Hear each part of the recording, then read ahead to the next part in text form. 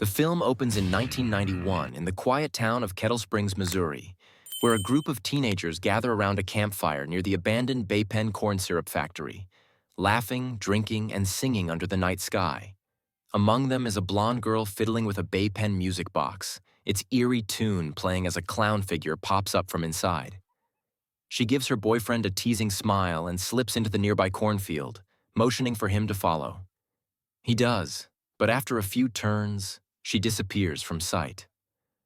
While searching, he notices a strange, oversized footprint in the dirt. Fucking size shoe do you have? Moments later, she stumbles out of the shadows, coughing blood and gasping for him to run before collapsing lifeless at his feet. Panic sets in, and he bolts through the stalks but trips and falls. As he scrambles to get up, a tall figure in a creepy clown mask known as Frendo emerges from the corn, moving in for the kill. Years later, the scene shifts. To the present day, Glenn and his daughter Quinn driving into Kettle Springs. Glenn, a doctor, is vibing to some 80s rap, which seems to irritate Quinn, and she tells him to cut it out. They arrive at their new house and quickly realize there's no cell service. Oh, great. I think we just crack the window. But their fresh start takes a chilling turn when the very first thing they discover inside is the corpse of a dead animal stuffed into their fireplace. A grim omen of the horrors yet to come. And also, their house is just near the Bay Pen corn syrup factory. The following morning, Quinn gets herself ready for what will be her very first day at her new school. We also learn that Quinn recently lost her mother, who overdosed the year prior. As she's about to step outside, she's startled to find a socially awkward boy waiting on her porch.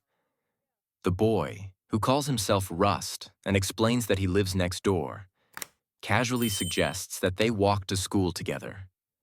She becomes unsettled by how strangely silent and almost lifeless the streets feel. When she finally reaches her classroom, her teacher, Mr. Vern, greets her with a stern reminder that she's late and curtly motions for her to sit down. Midway through the lesson, several students pull a prank by flashing an edited image of Mr. Vern's face pasted onto the muscular frame of a bodybuilder. The stunt leaves Mr. Vern fuming, prompting him to hand out an unplanned test to the whole class and give Quinn detention as punishment for her tardiness. When a boy named Cole protests that Quinn's punishment is unfair, Mr. Vern's temper flares further, and Cole earns himself detention as well. Once school lets out, Quinn falls in with Cole's circle of friends Janet, Ronnie, Tucker, and Matt, who welcome her into their small clique. When she asks why she's in trouble for something so small, they tell her that Mr. Vern has always despised them, so they've learned to dislike him even more in return. While chatting, Quinn finds out that Cole's father is the town's mayor and that his family owns Bay Pen companies. Every year, the town holds a Founders' Day celebration to honor that history, complete with a massive parade float shaped like a clown called Frendo, the Bay Pen company's official mascot. The group also explains how they've twisted Frendo's image into that of a comical serial killer for parody videos they post online. Their channel has exploded in popularity, attracting around 65,000 subscribers.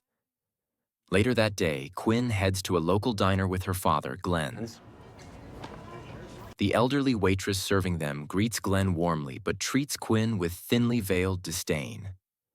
After their meal, they run into Sheriff Dunn, who casually mentions that the old syrup factory recently burned down. Before Quinn can ask more, Cole and his friends show up outside, prompting the sheriff to warn her to steer clear of them. Thank you. That evening, Cole's group is seen having a lively party. Quinn uses the opportunity to ask about the factory fire. Cole admits that they had snuck in to film a video there, but insists they didn't start the blaze it was supposedly caused by faulty wiring. Despite this claim, the timing feels suspicious, and people in town clearly doubt their innocence. Not far from the gathering, Matt steps away to relieve himself, only to be ambushed by an unknown figure. What in the fuck was that? His scream sends his friends running, but when he reappears with fake intestines spilling out, everyone laughs it was just a prank. The killer clown turns out to be Tucker, with Janet filming the whole thing. Later, Quinn spends more time with Cole, opening up about her life.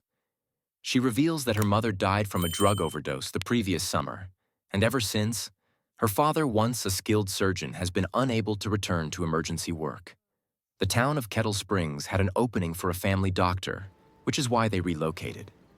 Cole, clearly moved, shares that his younger sister drowned last summer, a tragedy that still weighs heavily on him. That night, Quinn replays, Sorry, am I interrupting? marking the end of part 1. Kindly like and subscribe, and turn on notification for next part.